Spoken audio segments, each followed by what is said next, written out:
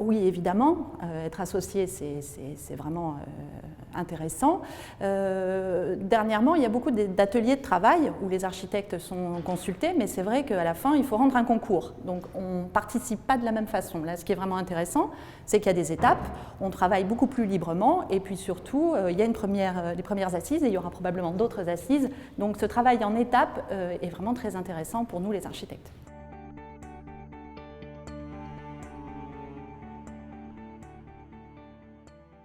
Tout à fait. J'ai eu la chance d'être sollicitée pour participer à ces ateliers et ce qui était vraiment très intéressant, c'est qu'on y est allé sans trop savoir. On a pu parler vraiment de nos problématiques, de nos questionnements et puis surtout, on était tous réunis. Ce n'était pas seulement des architectes ou seulement des promoteurs, on était tous ensemble et je pense que ce qui est très intéressant, c'est vraiment de travailler ensemble. Moi, je crois vraiment à l'esprit collectif et là, on a pu vraiment discuter et ce qui était aussi vraiment très intéressant, c'est qu'il y avait toute taille d'agences d'architecture, donc des petites agences comme moi, des plus grosses agences, et puis finalement on a des questionnements qui se rejoignent, des questionnements très différents, et c'est en ça que c'est aussi, ces ateliers étaient vraiment intéressants.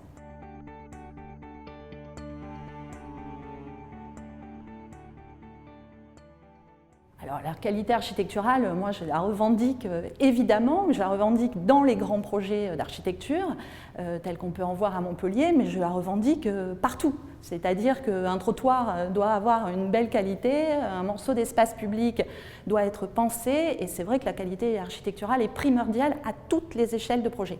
Comme vous le savez peut-être, il y a pas mal de pays d'Europe où les architectes sont consultés pour le moindre petit dessin d'un abribus ou d'un banc, et c'est vrai que la qualité architecturale doit être partout, évidemment.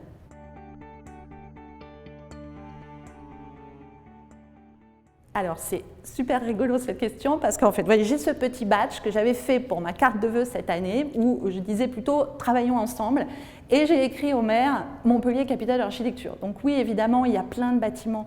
Les plus grands architectes ont travaillé à Montpellier, plein encore veulent venir travailler. Ce qui est extraordinaire, en fait, c'est la qualité des projets, comme on le disait au préalable, mais tout doit être partout, en fait, dans une petite extension de villa. Et ce qui est aussi particulièrement intéressant à Montpellier, c'est qu'il y a la qualité architecturale des grands bâtiments, mais il y a aussi de grandes qualités programmatiques, c'est-à-dire qu'il y a vraiment des bâtiments qui sont nouveaux, c'est-à-dire qui mélangent en fait des services, qui mélangent des activités, et c'est cette qualité programmatique qui fait aussi Montpellier, à mon avis, une capitale d'architecture.